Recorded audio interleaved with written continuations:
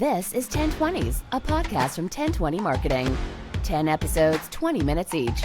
Because meaningful marketing gets to the point. Welcome again to 1020s. I am Bev. And I'm Mark.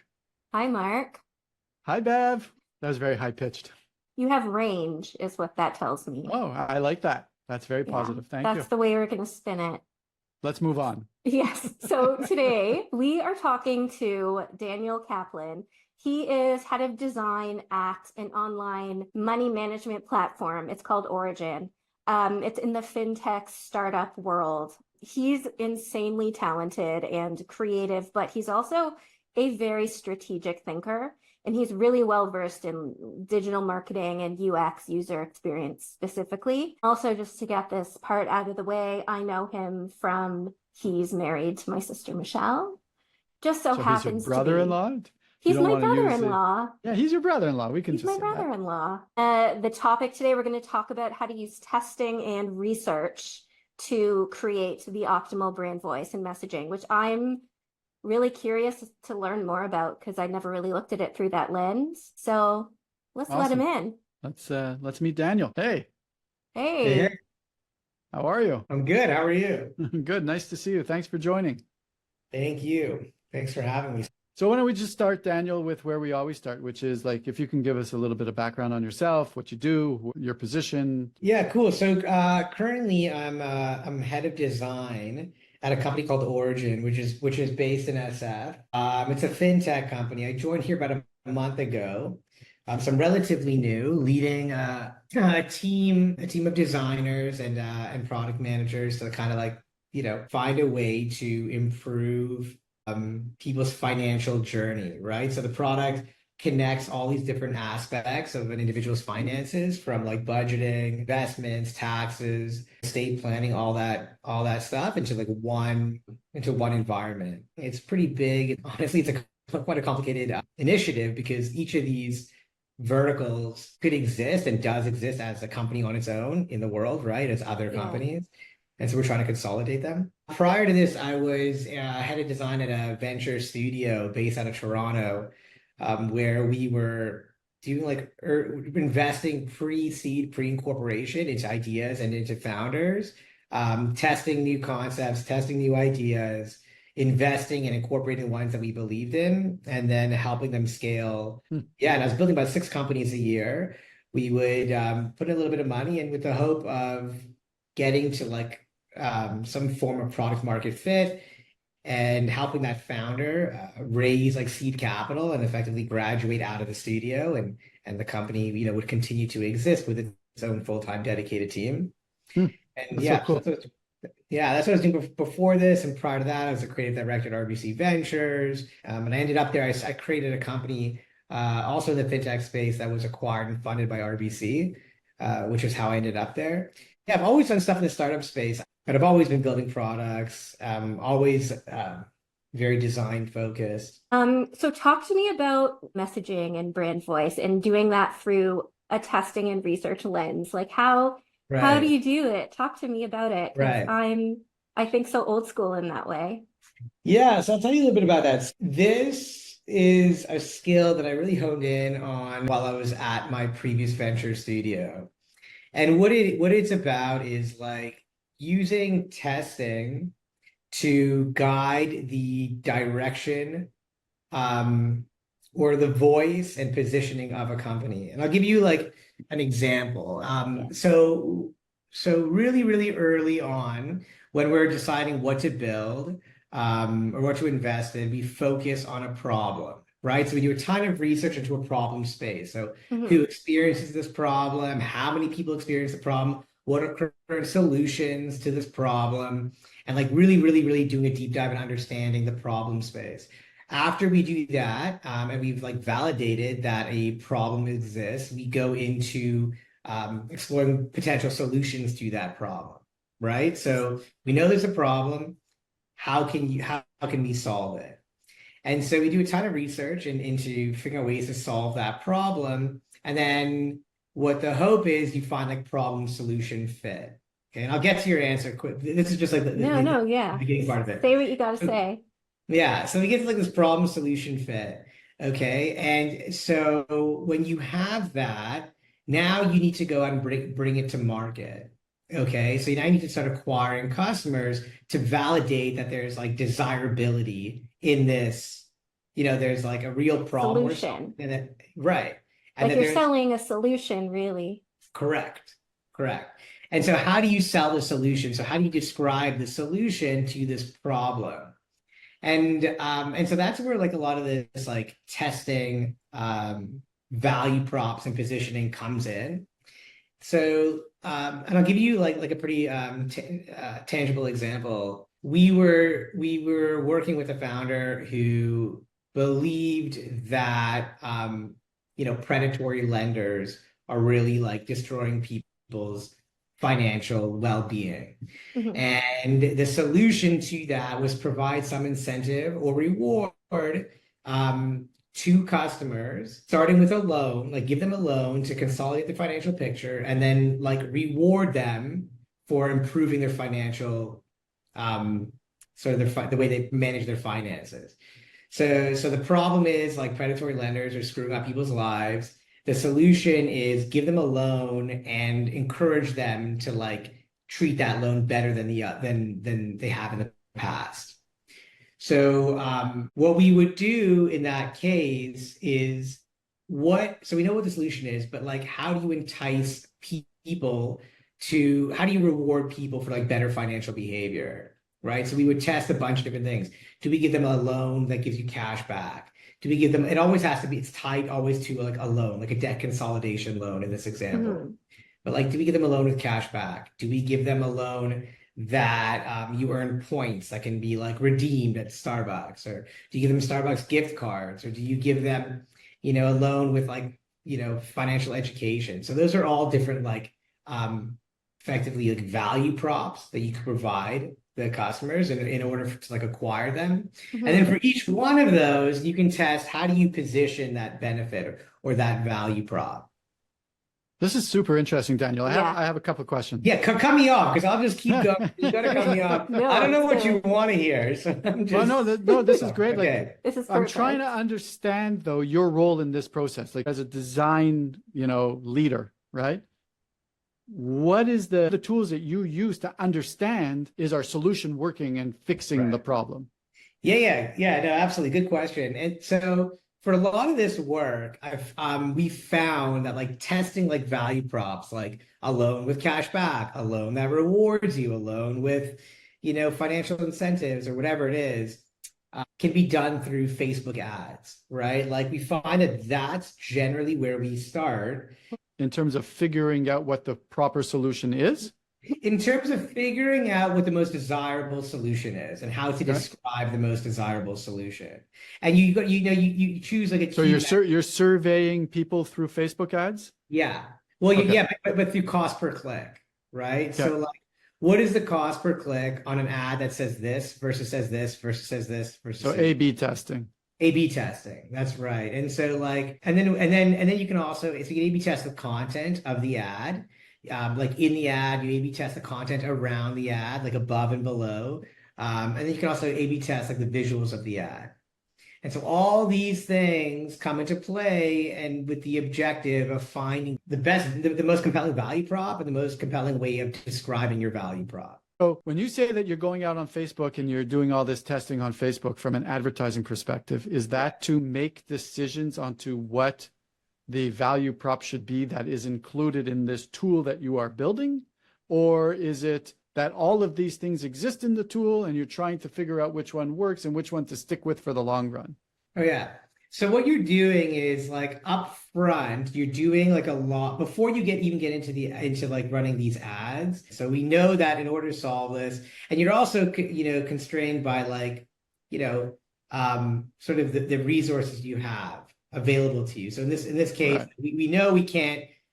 We know we have to give people debt consolidation loans in order to solve this problem. That was like a constraint from like in this case, it was the founder of this idea and the CEO who's like, I want to give people debt consolidation loans to put them on a better financial track.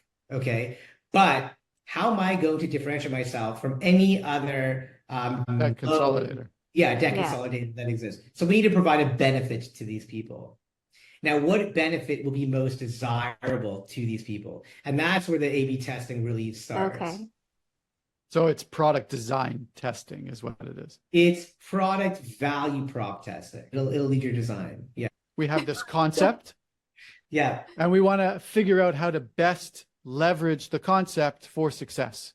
That's what that right. stage is for. Yes. Okay, fine, great. And then beyond that, so then when you determine, okay, so more people want a loan that gives you cash back compared to a loan with like financial education, or a loan that rewards you with points or whatever it is, then that guides like the product that you build.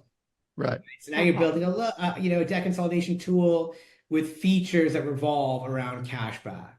Right, because a debt consolidation tool that is incentivizing people with cashback would be designed way differently than one that's incentivized with education. Correct. But now the layer deeper is that what is the best way to describe a debt consolidation loan with cashback? So you can also test the ways that you say that, because you might describe it in a way that's not resonating with people, but it might be something they would want if described differently. Let me ask you a question. Yeah. Sorry. Do it. I'm very fascinated by this. You choose to go this Facebook route, which I imagine is a cost-effective way of collecting some market research.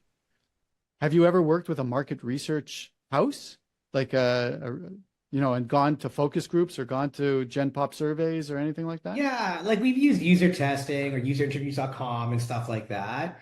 Previously at like RBC, there was like a whole department as a resource that was available to ventures that would go out and do the user testing.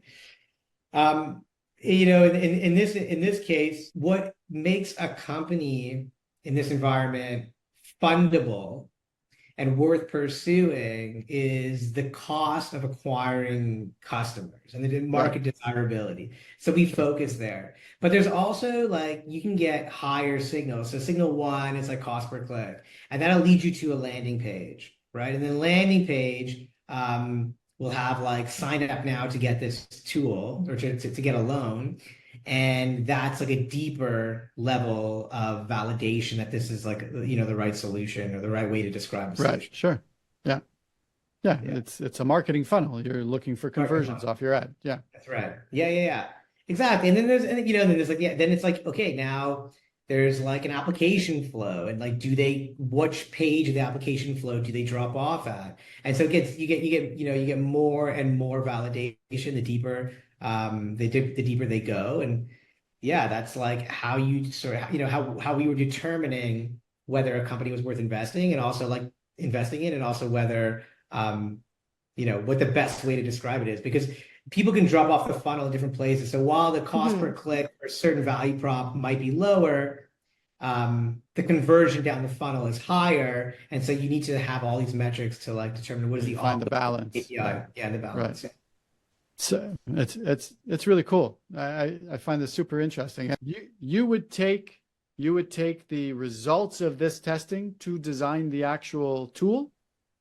I would play a pretty pivotal role in like, what are the pillars of testing that we're going to do, right? Like, what are these different value props and how are we going to position them? And then then there was another guy, head of marketing. He would go and implement those. Together as a team, we would review the results to make decisions. And then I'm designing the ads, and I'm designing the landing page. And then when this moves into the next stage, I'm designing the app, designing the product, the brand, then I'm also designing like the pitch deck, and how do you use these metrics in a pitch deck to get traction from investors. So as I find it interesting that as head of design, you're doing landing pages, but you're also doing the actual UX for the product. And like, it seems like it's more than a head of design role. To me, if you're working at you're building a tool, the head of design is responsible for building that tool, but marketing would be responsible for actually figuring out what people want. And a head of marketing and a head of growth, we call them. Yeah. And a head of engineering. We all stay super close to the product and close to the data. So like we're and you also have to wear different hats, right? Like different executional hats. That's I would right. say. It feels like it's one of the benefits to this kind of situation is that it's a very moving, breathing product. Like you can, Yes. as soon as you have these new learnings, you can go and implement them. That's right. I mean, and this is like we're doing it now at Origin as well. Like, what is the best way to describe the product, and why are people coming to use it? Like, what ad are they clicking on that's bringing them to the product? What landing page are they seeing? And what's resulting in like the lowest churn? And you kind of keep doing more of that. So it's like, I think every product, it's like a super important piece. Yeah. Although like I would say that like I've worked at, or I've had the perspective, I've actually had the opposite perspective in like in other companies like I founded. For example, like when I started Canopy, it was very much just telling users what they want. We didn't do like customer feedback. We weren't like A/B testing taglines or any of that. Just like kind of like Apple. Apple doesn't go out and ask people what they want. They sort of guide and tell people what they want. Whereas like, even I know the example of like Nike, where like they won't change like one string of text on the website without testing it a million times because of the effect of that would be so great. So I've seen it be done both ways. But I definitely think when it's like the early stages of a startup or a company, like I've seen testing work really, really well. The technical aspect of it for me is so interesting just because I've never been privy to that. Like I've always just been like, here are some words. And if someone's like, we're doing A/B testing, write us different words. And then I would just write different words. So it's really interesting to me to hear like the back end. Yeah. Can I say one thing about AI? Because I know Please, yes, I wanted to ask. Yeah, that was my next, our final question was about AI and how you think it's going to impact your industry. Like I found that AI does a really good job of spitting out like 10 ways to describe this value prop. And, and so I've used AI to do that in the past. So I'm not going in and trying to think of all different ways of describing cash back. Like the AI will do that for me. AI can also, in this case, like do a pretty good job of suggesting images to use to describe a product feature or a value prop. I honestly use AI all day. It's on my screen right here. I know and I'm paying for the pro version of it and everything. Yeah, I just have a question that I like to ask every single person that I talk to now. What do you do to decompress, Daniel? Ben just wants me to say that I take baths. That's like we got to find a way for you to say bath. But I like to take baths. Daniel loves a bath, and I think that's awesome. But I for real ask everybody, like, how do you wind down after all of this? Yeah, we just have a big shower, which is way better than a bath. I mean, all right, well, Daniel, thank you for taking the time. We really appreciate you making time for us. So thanks again. Thanks, Daniel. Take care. Have a good day. Bye. You too. Bye. Hi. I found that He's super so interesting. Interesting, and I want to know more, but there's not enough time. I thought it was great. I think he's great. Yeah. He's so well versed in the technical aspects of all of this. And I'm so fascinated by it just because I've never been on that end of it. I've always been the person that they come to and they're like, hey, we need more versions of this thing. Yeah. You exactly. know? I totally understand that. But it's got to be thrilling to be able to go from that level of hypothesis to, figuring out how to fill in the blank. And that's the startup world. It's that's that whole world. And it overlaps with our world, but it's it's different. I like looking at the different ways of problem solving that we could potentially leverage or implement in our kind of day to day. 100%. Yeah, that was super cool. All right. Well, thank you for bringing in a good guest. That was fun. Yeah. All good. So thanks, Bev. We'll talk soon. We'll talk soon.